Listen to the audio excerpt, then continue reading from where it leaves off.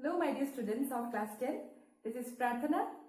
I hope all of you are fine, and I think all of you have watched my previous video on metals and non-metals. They have discussed about electrovalent compounds, how they are formed.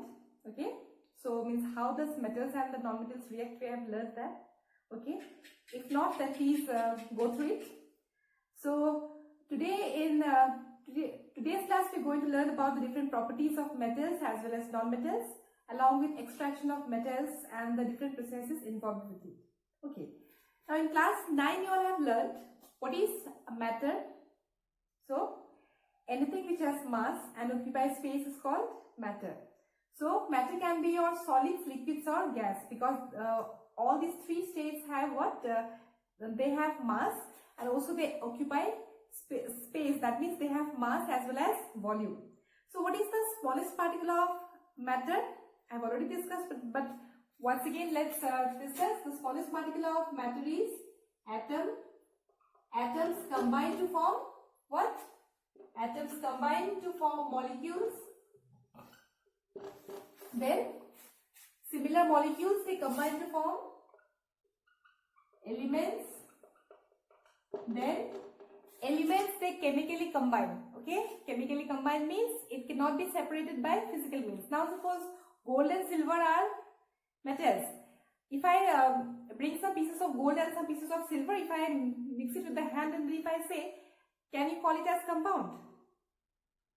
No, because if suppose if you bring some pieces of gold or silver, and then you can easily separate the silver and the gold. So compound means when two elements chemically combine. That means it is not possible to separate by physical means. We have to apply some other sophisticated means. Okay. Now elements, they give rise to compounds, and compounds, they give rise to matter. Okay. Now elements again are divided into three types. Yes. What are the three types? They are metals, non-metals, and metals, non-metals and metalloids. So in today's chapter we are going to learn basically about matter and in today's chapter we are going to learn basically about metals and non-metals and about their different physical as well as chemical properties and how to extract the metals and so on. So atom is it is so small and it's just like a small sphere. Okay, molecules, when two or three such atoms, they combine to form molecules. Elements, so such type of groups of molecules, they combine to form elements. Then these elements are classified into metals, non-metals and metalloids. So for example, metals are sodium or gold, iron. So these are metals. I am writing the symbols because in chapter 1 you have learned. Okay. Next, non-metals are carbon, fluorine, chlorine. So all these are non-metals, and metalloids are boron, silicon. So many such elements are there. So now to discuss about the physical properties of metals as well as non-metals. Okay, do you know the difference between physical change and chemical change? Okay, let's take an example. If I take a wooden scale and then if I break it into two pieces, so is that a physical change or a chemical change? That will be a physical change because no new substances are formed and neither its color has changed nor its composition has changed, but it has just broken into two pieces. But if I take the scale and then if I take the wooden scale and then if I put it inside the fire, so it will turn into ash. That means a new substance, ash, is formed. And then is it possible to get back the scale again? No. So that is an example of chemical change. So at first we are going to discuss about the physical properties of both metals as well as non-metals. So first one is what? First one is the physical state. So metals are generally solids at room temperature except one metal, that is mercury, which is liquid at room temperature. Please keep that in mind, it comes in the exam. Okay. Next, in case of non-metals, they are either solids or gases. but here also there is an exception. So carbon is solid. That means carbon itself is present in the diamond, graphite and all these things. Oxygen is a gas, whereas bromine is a non-metal which is liquid at room temperature. Okay, keep that in mind. So mercury is the metal which is liquid at room temperature, as well, and bromine is a metal. Bromine is a non-metal which is liquid at room temperature. Next is luster. So metals have a characteristic shine. In case of gold or iron and all, we see a characteristic shine is there. So the metals are said to be lustrous. That is, they have a shiny surface. Whereas in case of non-metals, if you see, non-metals are non-lustrous except iodine and graphite. Iodine and graphite, these are non-metals, but they have a shining surface. Graphite, you know, it is with the help of graphite, pencil is made, so that tip of the pencil, that gray color, so it has a characteristic shine. Okay, so metals have high density, whereas non-metals have low density. Next, density means what? Mass per unit volume of a substance is called as density. That means density is equal to mass divided by volume. Mass divided by volume if we do, so we will get the density of any object. So metals have high density, whereas non-metals have low density. Next is hardness. Metals are generally hard except the alkali metals. Now, alkali metals are soft metals, and alkali metals are the metals belonging to group 1. In chapter 5, that is periodic classification of elements, there I think so you have learned there the elements of group 1. So all the elements have been grouped together into 7 horizontal rows called as periods and 18 vertical columns called as groups. So the elements of the first group, that is group 1, are called as alkali metals. It is so soft that it can be easily cut with a knife. Next, in case of non-metals, hardness varies with the element. So diamond is the hardest substance known. So actually it varies. The hardest substance as well as substances which are not very hard is also comes under non-metals. Next is melting point. So the metals have generally very high melting point. So why they have actually high melting points? So about this, some topic we have discussed in my previous video. If you have any doubt, please check that. Next, so metals have generally high melting points except gallium and cesium. These are two metals which do not have very high melting points. Next is the non-metals generally melt at low temperatures except boron, carbon, silicon and sulfur. Boiling point. Metals have generally high boiling points and it lies above 630 Kelvin. Non-metals have low boiling points except boron, carbon, silicon and sulfur. Next, electrical conductivity means so the ability for the electricity to pass through any substance is called as electrical conductivity. So metals are good conductors of electricity except bismuth, which is not so good conductor, and non-metals are bad conductors of electricity except graphite and carbon in the gaseous state. Heat conductivity. So metals are good conductors of heat except bismuth, and non-metals are non-conductors of heat except hydrogen gas. So hydrogen gas conducts heat. Okay. Next, malleability and ductility. So malleability means metals are both malleable as well as ductile, whereas non-metals in their solid state are neither malleable nor ductile. Malleability means the capacity of the metals to be beaten into sheets. Okay, so metals can be beaten to form sheets, and ductility means the process of forming wires out of the metals. For example, in the at home we often notice these wires are there. So the wires are the wires which is used for the electricity. So there is an outer layer of insulator made up of plastic, and inside if you see, so some golden color copper wires are there. So since the metals can be drawn into wires, so that property is called as ductility. So metals are ductile.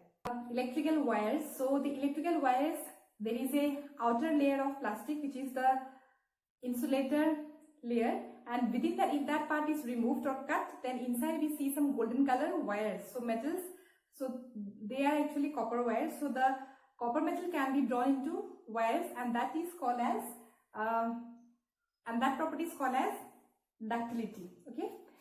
Let's come to the next one. This is metallic sound. So metals produce a metallic sound which is called as, so metals are called as sonorous, okay? Whereas non-metals, they do not have any characteristic sound like that of the metals. Next is solubility. So metals dissolve in other metals to produce alloys. So alloys are what? Alloys are homogeneous mixture of two or more metals. Sometimes two or more metals are combined together. A homogeneous mixture is made to give rise to an alloy, which is used in a number of purposes. Next, non-metals, they dissolve in water and various organic solvents. So brass is an alloy of copper and zinc, and bronze is an alloy of copper and tin. So now let's come to the chemical properties of metals. The first one among them is reactivity. So metals react only with non-metals. So here you see sodium plus chlorine gives rise to NaCl. Here sodium is a metal and chlorine is a non-metal. Next, there if you see non-metals react with both metals as well as non-metals. So the non-metals can react with both the metals and non-metals. So here hydrogen and oxygen both are non-metals. It gives rise to water. Here copper and oxygen. Copper is a metal. Oxygen is a non-metal. It also gives rise to copper oxide. Next, formation of ions. So what are ions? In my previous classes we have discussed now. An atom is electrically neutral. When an atom loses or gains electron, it is called as ions. Okay? Because in an atom, number of protons, positively charged protons and negatively charged electrons are in equal amount. That is why they are neutral. But sometimes an electron is lost or added. Then it is called as an ion. Ions are of two types. One is cation and the other one is anion. If an electron is lost from an atom, then it becomes positively charged. So it is called as cation. Whereas when an electron is gained, that is a negative charge is gained, so it becomes negatively charged, that is called as anion. Metals donate electrons to form cations during reaction with non-metals. Whereas on reacting with metals, non-metals accept electrons to form ions. Now, in my previous video, we had learned about how metals and non-metals react, right? So there, sodium had lost one electron, so it became Na+. Then chlorine, this one, which is a non-metal, so it was chlorine. It gained the electron, so it became Cl-. So at last, what happened? Na+, Cl- it combined together to form the compound NaCl. So the things are clear that metals donate electrons during reaction with non-metals, whereas non-metals accept electrons during reaction with metals. Okay. This is the reactivity series of the elements. The elements are placed accordingly based on their reactivities. Potassium is the highly reactive metal, whereas gold is the least reactive. Potassium and sodium are most reactive elements, metals. That is why they are kept immersed under kerosene oil. Because if they are exposed to air or water, they may catch fire easily. Whereas gold and silver are least reactive, so they can be worn as ornaments, as they don't react with water or air easily. The metals like above, hydrogen in the electrochemical series release hydrogen on reaction with acids. So here we see, for example, zinc and sulfuric acid when they react. So zinc sulfate plus hydrogen is formed. There you see non-metals, they do not react with dilute acids but reacts with concentrated oxidizing acids. So dilute and concentrated we don't know. Dilute means if we add suppose water to it, so the concentration becomes a bit less, then it is called as dilute. So for example, carbon reacts with sulfuric acid, which is concentrated. It gives rise to carbon dioxide, sulfur dioxide and water. Okay. Metals reacts with dilute acid to give rise to salt and hydrogen gas. Magnesium and manganese, they react with dilute HNO3 and where hydrogen gas is evolved. Okay. Now copper does not react with dilute HCl. These properties of oxides. So metals produce basic oxides and these oxides dissolve in water to form bases. So oxides can be either acidic or basic. Metals produce basic oxides, whereas non-metals produce acidic oxide. So if in the exam, if you are asked to write down the difference between metals and non-metals based on the chemical properties, you can write that. Okay. Now metals produce basic oxides, and those basic oxides, when it is dissolved in water, it forms bases. But exceptions are there. See, Manganese oxide is an acidic oxide, and zinc oxide, lead oxide, tin oxide, aluminum oxide, etc. These are amphoteric oxides. Amphoteric dissolving with water. So sulfur trioxide plus water gives rise to sulfuric acid. Most metal oxides are insoluble in water, but some of them dissolve in water, forming alkalis. Okay. For example, if you see here, sodium oxide, it reacts with water to form sodium hydroxide. Potassium oxide reacts with water to form potassium hydroxide. So now, also most of the metals, they do not react with oxygen at the same rate. For example, the sodium and potassium are highly reactive. That is why they have to be kept immersed under kerosene oil. Okay. Whereas other elements like gold and silver, so it is not very reactive. So gold and silver can be used to make different kinds of ornaments.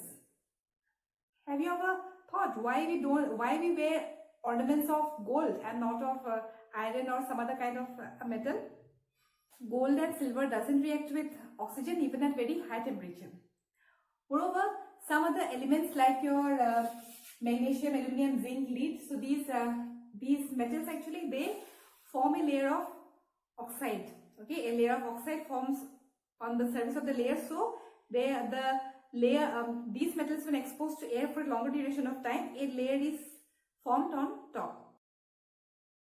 Magnesium doesn't react with cold water but reacts with hot water. And also these elements you see, aluminum, iron and zinc, they don't react with either hot water or cold water, but they react with steam. So these elements, lead, silver, copper and gold, they don't react with water at all. So that is why it is possible for us to wear ornaments made up of gold and silver. This is the properties of chlorides. So metals react with chlorine to form electrovalent or ionic compounds. So about that we have discussed in a previous video about electrovalent or ionic compounds. So if you have any confusion, please go through that. Okay. Now metals react with chlorine to form electrovalent or ionic compounds, and chlorides of non-metals are covalent. About covalent bonding, so about that we will study in chapter 4. Okay. Next, properties of hydrides. So here, for example, NaCl, sodium chloride, which we have learned, NaCl, so their electrovalent, it is an electrovalent or ionic compound. Okay. Yes. Now let's see some properties of hydrides. So hydrides of metals placed in group 1 and group 2 of the periodic table are electrovalent.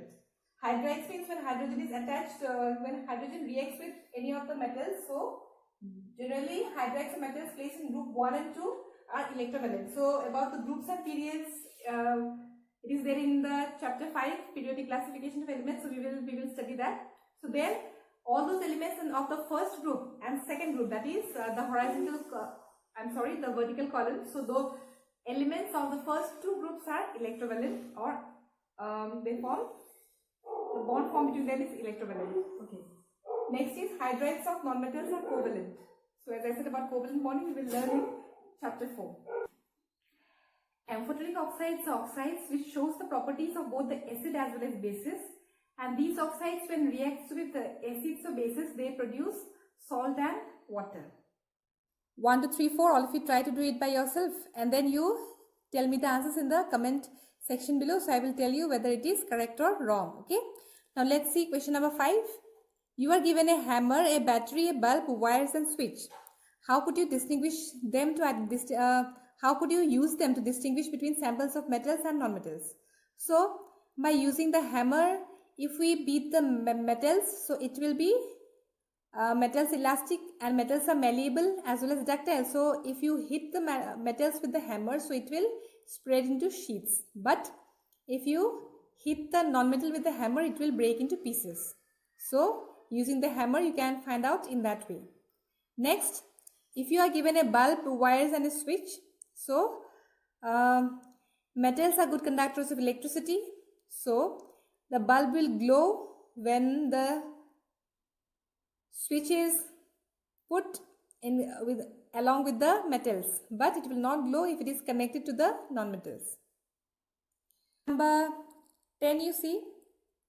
So all the questions we are not discussing because one more part of this particular chapter is left to be discussed. So after discussing that, the rest of the questions also we will discuss it. Now see question number 10. State 2 ways to prevent rusting of iron. So you know it by applying grease, by painting, or by galvanization. Just you have to write any two. What type of oxides are formed when nonmetals combine with oxygen? It is already discussed in the video. So just have a look. Now give reasons. Platinum, gold and silver are used to make jewelry. Why? They are used to make jewelry because they have metallic luster and they are least reactive metals. So they don't react with water or air. Sodium, potassium and lithium are stored under oil. They are stored under oil because they are highly reactive. And if they are not stored under oil, so it will react vigorously if it comes in contact with air or moisture. So 12 CuC, aluminium is highly reactive metal, yet it is used to make utensils for cooking. Why? Because aluminium is a good conductor of heat, as well as aluminium oxidizes to form a layer of aluminium oxide. A whitish layer of aluminium oxide is formed on top of the aluminium, so that resists further corrosion. So it is very much useful. Next, question number 14. You can easily do it. This one I have already discussed. Okay. Then question number 15 you see. So what happened here? A man came and then said that he will clean the gold. So the women gave the gold ornaments, where the gold ornaments were dipped in a certain solution. No doubt its shine came back, but its weight was reduced drastically. So what was that? That solution was aqua regia. So aqua regia is the solution which dissolves gold, and that aqua regia is formed by using 3 parts of HCl, that is hydrochloric acid, and 1 part of HNO3, that is nitric acid. Okay. Now see question number 16. Give reasons why copper is used to make hot water tanks and not steel, an alloy of iron. So we know that iron reacts even with steam. So that is why steel is not used, because it will react with steam. So instead copper is used to make hot water tanks. This one, give an example of a metal which is liquid at room temperature. So these questions are already discussed, so all of you will do this as homework. Okay. So with this we have come to the end of today's class. Please do the homeworks, and then it is very important to go through the chapter by yourself. And also, all those who have not watched our this first part of the metals and nonmetals, where how do metals and nonmetals react and how electrovalent or ionic compounds are formed, we have discussed there. So please go through it, read the chapter once, and then if you have understood whatever was discussed in today's class, don't forget to hit the like button so that I know that you all have understood. And if you have any doubts, please write down your doubts in the comment section below and try to solve that. And to stay updated to my latest classes, please don't forget to hit the subscribe button. Thank you.